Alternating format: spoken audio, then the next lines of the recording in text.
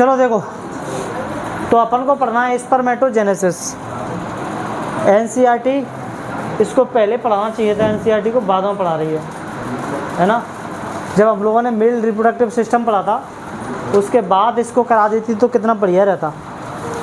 अब next year से मैं इसको तभी कराऊंगा, ठीक है, तुरंत। तो शुक्र जनन की जितनी भी संपूर्ण हमारी पूरी की पूरी प्रोसेस है उसको 3 चरणों में डिवाइड करके एनसीईआरटी पढ़ाती है। पहला मल्टीप्लिकेशन फेज यानी कि गुणन प्रावस्था, दूसरा है तुम्हारा वृद्धि प्रावस्था, और तीसरा है तुम्हारा परिपक्वन प्रावस्था यानी कि मैच्योरेशन फेज, और ये है तुम्हारा कौन सा, ग्रोथ फेज, ठीक है। इस फेज में क्या हो रहा होता है, एक कोशिका होती है जिसको अपन कहते हैं स्पर्मेटोगोनिया। क्या होती है वो, स्पर्मेटोगोनियन कोशिकाओं का अच्छे से नाम याद रखना, ठीक है। तो ये जो क्या नाम है, शुक्राणु बन कहाँ रहा होता है, कहाँ पर बन रहा होता है, शुक्रजनन नलिकाओं में, है ना। तो शुक्रजनन नलिकाओं में ही पाई जाती हैं तुम्हारी ये वाली कोशिकाएं, है ना। तो जैसे ही प्यूबर्टी की एज आती है यानी कि यौवनारंभ का समय आता है बॉयज़ में, लगभग 12 से 14 साल का समय, उस समय ये कोशिकाएं तेज़ी से क्या करती हैं, अपनी संख्या को बढ़ाने लगती हैं, ठीक है। तो इसको अपन बोलते हैं क्या, और कौन सी प्रोसेस के द्वारा बढ़ाती हैं, समसूत्री विभाजन के द्वारा। कौन से विभाजन के द्वारा, समसूत्री विभाजन के द्वारा, यानी कि माइटोसिस के द्वारा। माइटोसिस के द्वारा बढ़ाएंगी तो इसमें गुणसूत्रों की संख्या आधी हो जाएगी कि उतनी की उतनी रहेगी, उतनी की उतनी रहती है ना। क्रोमोसोम नंबर हाफ नहीं होता है, उतना ही रहता है, ठीक है, माइटोसिस डिवीजन में, है ना। तो यहाँ पर देखो ये 2n थी, इसने 1 से 2 बनी, 2 से 4 बनी, है ना। तो इस तरह से ये अपनी संख्या को क्या करती जाती हैं, बढ़ाती जाती हैं, बढ़ाती जाती हैं, ठीक है। कब, एट प्यूबर्टी, ठीक है। ये पूरा का पूरा कब हो रहा होता है, प्यूबर्टी के समय, है ना, ठीक है। तो इन्होंने अपनी संख्या को यहाँ पे सिर्फ और सिर्फ बढ़ाया है, क्या किया है, संख्या को बढ़ाया है। मैंने आप लोगों को याद करो, जब मैंने आप लोगों को वो जो पढ़ाया था ट्यूब उसके बारे में, सेमनीफेरस ट्यूबुल के बारे में, शुक्रजनन नलिका के बारे में, यहाँ पे मैंने कुछ ऐसी ऐसी सेल्स बनाई थी, कुछ ऐसी ऐसी सेल्स बनाई थी, है ना। इन सेल्स को अपन क्या कह रहे थे,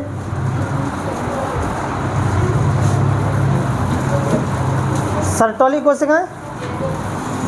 यस, 4-5 साल हो गए पढ़े पढ़े, है ना, भूल गए अब तो।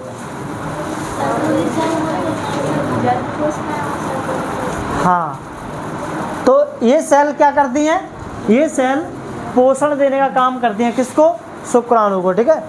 तो ये जो तुम्हारे स्पर्मेटोगोनिया हैं वो क्या करती हैं, यहाँ पर जाकर के क्या हो जाती हैं, चिपक जाती हैं, और चिपक करके इनसे क्या लेने लगती हैं, पोषण, न्यूट्रिशंस लेने लगती हैं, जिससे इसका साइज क्या हो जाता है, बढ़ जाता है। यहाँ पर संख्या नहीं बढ़ती है, क्या होता है, साइज बढ़ता है इनका, क्या बढ़ता है, साइज। मैंने एक में बताया है, इन सब में क्या होगा, ऐसा ही होगा, ठीक है। मैंने सिर्फ यहाँ पे एक में बताया, इसका साइज क्या हो जाता है, बढ़ जाता है, ठीक है। चाहो तो इसको बड़े साइज में बना लेते तो थोड़ा सा और ठीक रहता है, इसको ऐसा। यहाँ पर सिर्फ और सिर्फ क्या बढ़ रहा है, साइज बढ़ रहा है, ठीक है। लेकिन डिवीजन कौन सा हो रहा है, अरे अब मत करो उसमें कचरा, बना रहने दो, ठीक है। डिवीजन कौन सा हो रहा है, माइटोसिस ही हो रहा है, ठीक है। डिफरेंशिएशन का मतलब विभेदन, विभेदन का मतलब उसका साइज का बढ़ना, ठीक है। और जब ये साइज बढ़ता है तो तब ये सेल बनती है, इसको अपन बोलते हैं प्राइमरी स्पर्मेटोसाइट, यानी कि प्राथमिक शुक्र कोशिका, ठीक है। तो इसका नाम अब चेंज हो गया है, इसका नाम क्या हो गया है, प्राथमिक शुक्र कोशिका। अब यहाँ पे होता है तुम्हारा अर्धसूत्री विभाजन, क्या होता है, अर्धसूत्री विभाजन, ठीक है। अच्छा, ये कौन सा फेज था तुम्हारा, वृद्धि प्रावस्था, ठीक है, मैं ग्रोथ फेज, जिसमें इसकी साइज क्या हो रही है, बढ़ रही है, उसकी ग्रोथ हो रही है, ठीक है। मियोसिस 1 होगा। अब मियोसिस से क्या होता है, मियोसिस में क्रोमोसोम नंबर कैसा हो जाता है, हाफ हो जाता है ना। अच्छा, आप लोगों से यहाँ पे सेल का क्रोमोसोम नंबर पूछेगा तो वो कैसा होगा,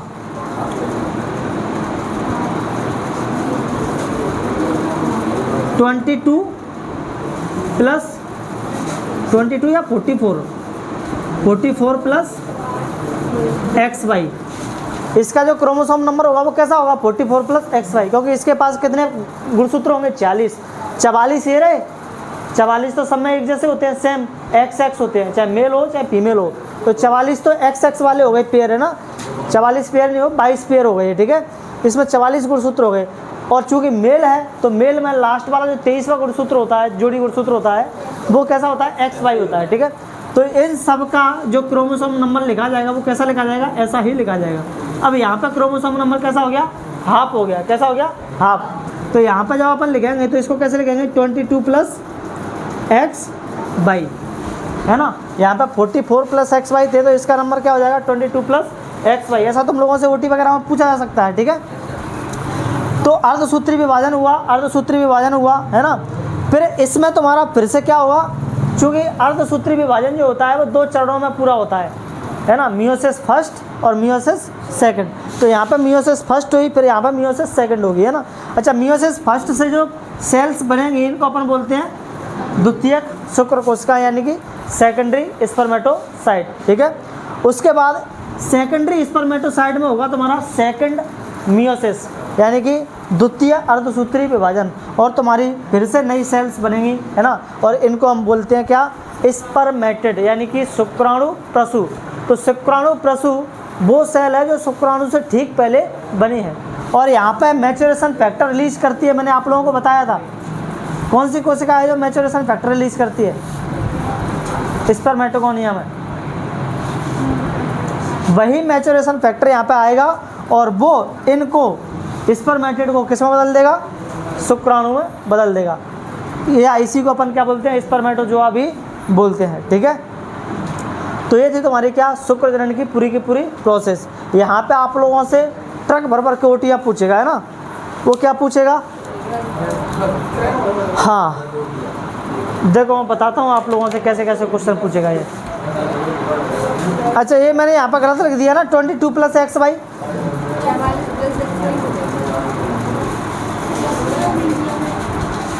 ये कितने क्रोमोसोम हो गए यहाँ पे, 22 और 2 24 क्रोमोसोम तो 23 होते हैं ना। तो ये एक्स वाई थोड़ी ना रहेगा यहाँ पे, या तो एक्स होगा या फिर वाई होगा, है ना। ये वाला 22 प्लस वाई कर दो, ठीक है, ऐसा कुछ होगा, है ना। चलो कुछ क्वेश्चंस बताओ मुझे यहाँ से, है ना। बताओ, शुक्र जनन यानी कि स्पर्मेटोजेनेसिस की प्रोसेस जो है पुरुषों में कब शुरू हो जाती है, बाल्यावस्था में, किशोरावस्था में, वृद्धावस्था में, और जन्म से ही किशोरावस्था में, यानी कि एट प्यूबर्टी, ठीक है। अगला क्वेश्चन है, मूल नर जन्म कोशिका और शुक्राणु जन यानी कि स्पर्मेटोगोनियम में गुणसूत्रों की संख्या और उनकी प्रकृति क्या होती है। बताओ, स्पर्मेटोगोनिया की बात कर रहा है, इसमें गुणसूत्रों की संख्या कितनी होती है और उसकी प्रकृति कैसी होती है। संख्या कितनी है मुझे ये बताओ, इसमें है 44, ये टोटल कितने हो गए 46। 2n का मतलब 2n का मतलब ही कितना होता है 46, लिख लेना कहीं। और n का मतलब कितना होता है 23, ठीक है। 2n का मतलब है 40 गुणसूत्र और n का मतलब है कितना 23 गुणसूत्र।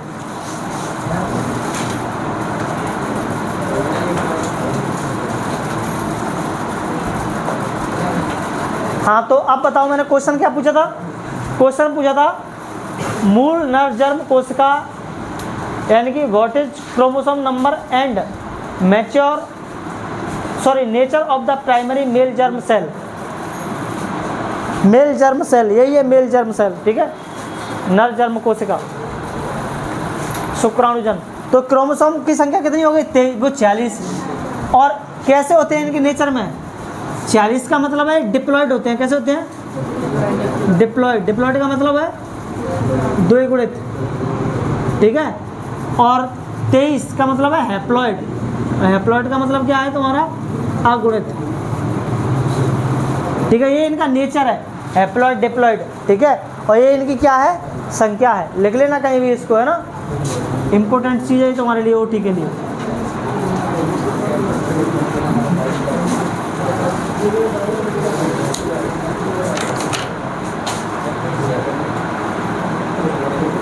तो ऑप्शन सही क्या होना चाहिए था, द्विगुणित और 2n, है ना।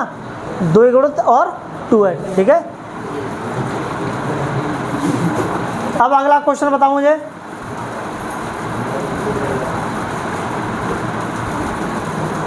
एक शुक्राणु जन यानी कि स्पर्मेटोगोनिया का सही गुणसूत्र क्या है, यानी कि what is the correct chromosomal formula of a spermatogonium.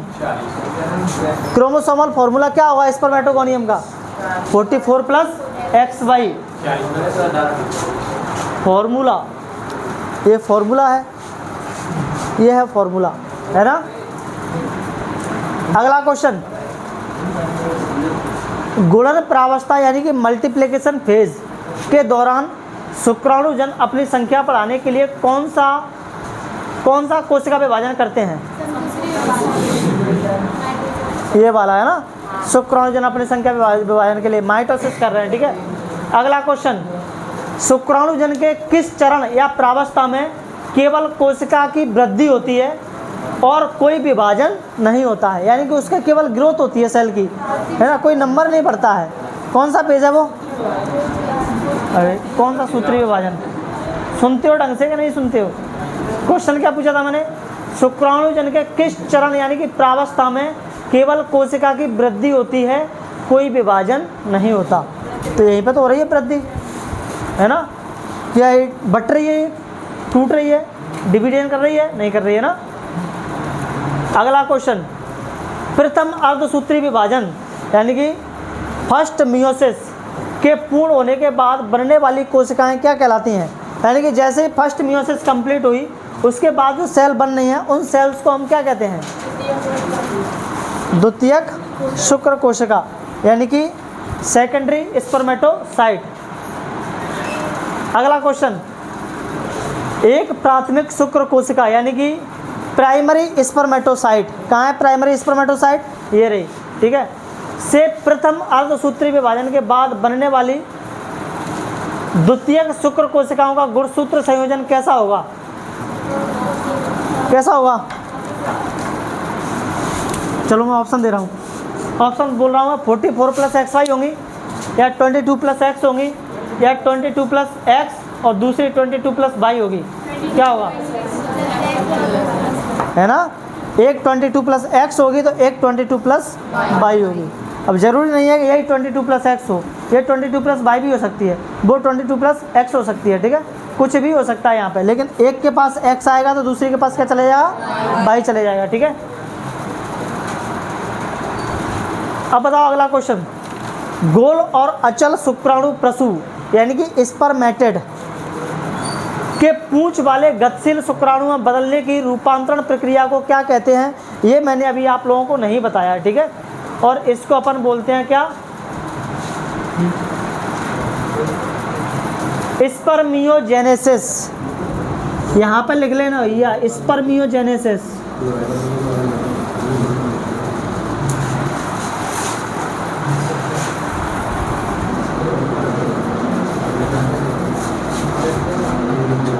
Spermiogenesis Hindi में भी सेम लिख लेंगे, ठीक है।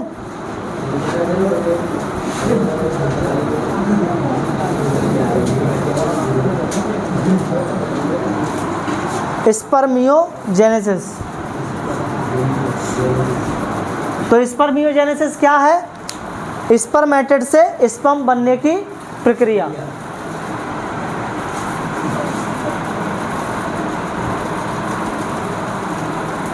शुक्राणु जनन भी बोला जाता है इसको, है ना,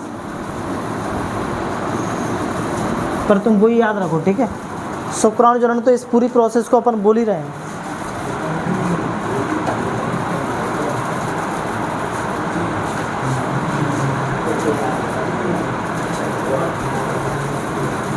बताओ, परिपक्व शुक्राणु बनने के बाद उनका शीर्ष पोषण प्राप्त करने के लिए किन कोशिकाओं में धंस जाता है? यानी कि after maturation in which cells do the sperm heads become embedded to receive nutrition? Sertoli कोशिका में, है ना। एनसीईआरटी में एक डायग्राम भी दिया हुआ है, ये वाला, है ना। इस डायग्राम को मैं बनाऊंगा नहीं, लेकिन ये डायग्राम इसी के बारे में है, ठीक है।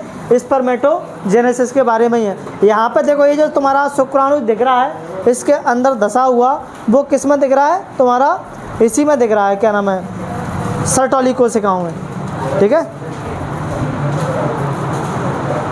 दिख रहा है ना। देखो ये रही सर्टोली कोशिका, ये है ना, ये वाली, तो ये ऐसी सर्टोली कोशिकाएं हैं। तो यहाँ पे इसका सर क्या हो गया है, धस गया है, ठीक है।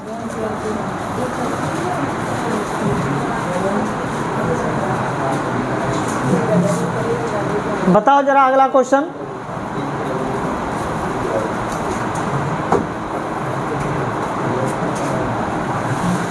परिपक्व शुक्राणुओं का शुक्राणु जनक नलिकाओं से मुक्त या मोचित होने की अंतिम प्रक्रिया क्या कहलाती है, यानी कि what is the final process of the release of mature sperm from the seminiferous tubule called.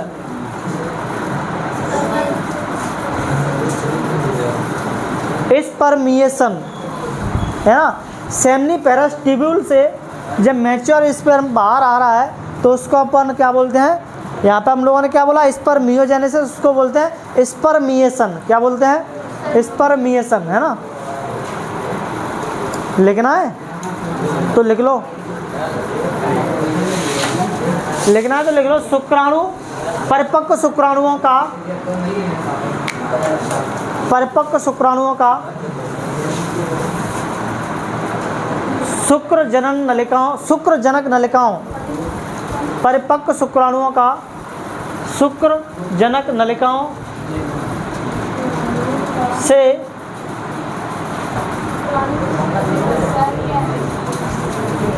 परिपक्व शुक्राणुओं का शुक्र जनक नलिकाओं से मुक्त होने की अंतिम प्रक्रिया को, मुक्त होने की अंतिम प्रक्रिया को spermiation,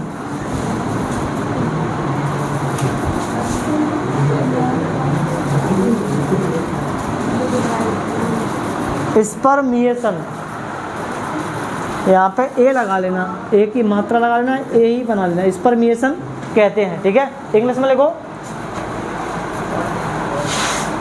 spermiation is the final process of the release of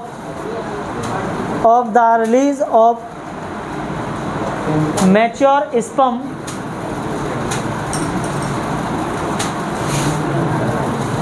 from the seminiferous tubules, mature sperm from the seminiferous tubule।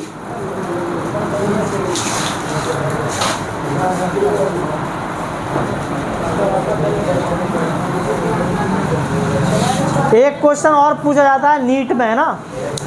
कैसा पूछेगा, आप लोगों से ये दे देगा, बताओ एक स्पर्मेटोगोनिया, है ना, सॉरी, एक प्राइमरी स्पर्मेटोसाइट से कितने स्पर्म बनते हैं, एक से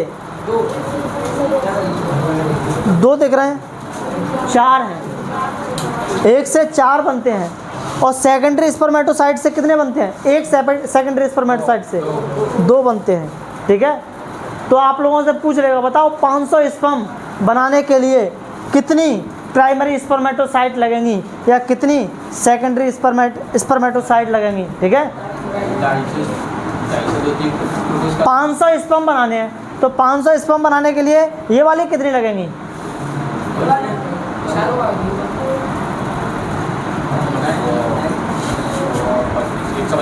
125, है ना। और सेकेंडरी कितनी लग जाएगी, 250। इतना मैथ भी क्या आप लोगों का, ये तो कोई भी हिसाब किताब लगा लेगा इतना, तो है ना। तो ऐसे क्वेश्चंस भी आप लोगों से पूछे जा सकते हैं, ठीक है। तो तैयार रहना इनके लिए भी, है ना, ओटी वगैरह में कहीं आ जाए तो, ठीक है।